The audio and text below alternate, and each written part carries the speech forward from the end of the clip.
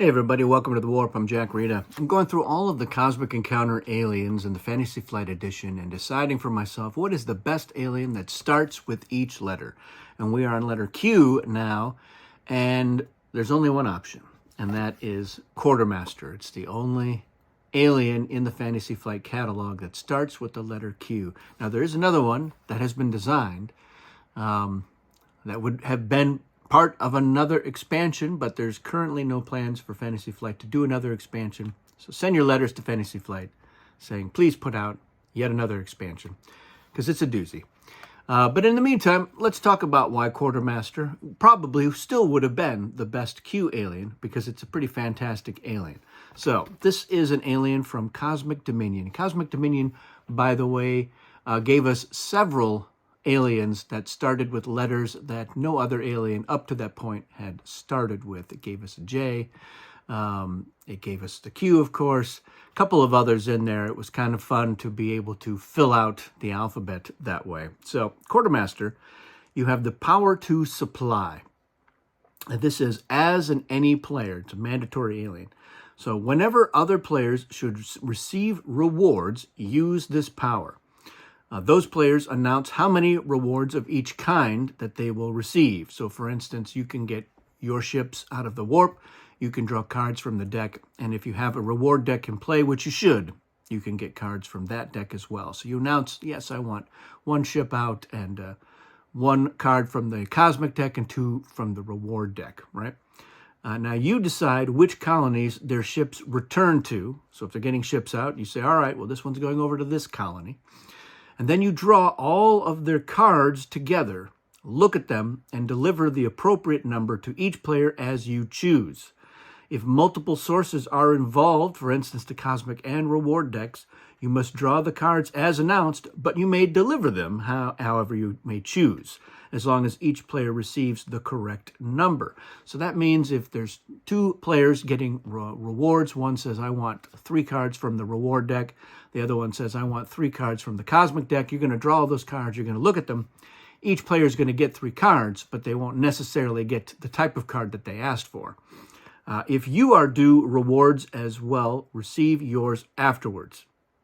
Otherwise, meaning you didn't get any rewards, when delivering the other's rewards, you may either retrieve one of your ships from the warp or draw 1 extra card from a deck those rewards came from, including that card in your delivery decisions, and then keep whichever card is left over for yourself. So, in the previous example, one player was drawing 3 cards from the reward deck, one was getting 3 from the Cosmic deck, and you were not getting rewards. You'll draw an extra one, maybe from the reward deck. You'll look at all of them and you'll say, all right, well, I'm going to give these 2 reward cards to this player and a Cosmic deck. I'll give the rest of the Cosmic deck cards to that player, plus whatever else they need. And I'm left with 1 reward deck, which will probably be the best reward card.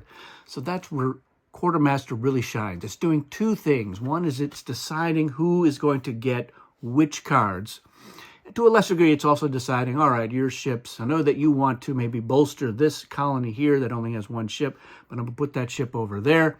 Unless, and we'll get to the unless, but the other thing you're doing is you're saying, all right, this alien here, which really wants low attack cards, I'm giving you a high one. This one here who wants negotiates, you're not getting any of this negotiates. This one wants reinforcements, keeping those out of your hands. Or conversely, directing stuff to the players who really need what's in there. And that's where I get to the but, is that there's a lot of soft advantage for Quartermaster, because you can make little deals.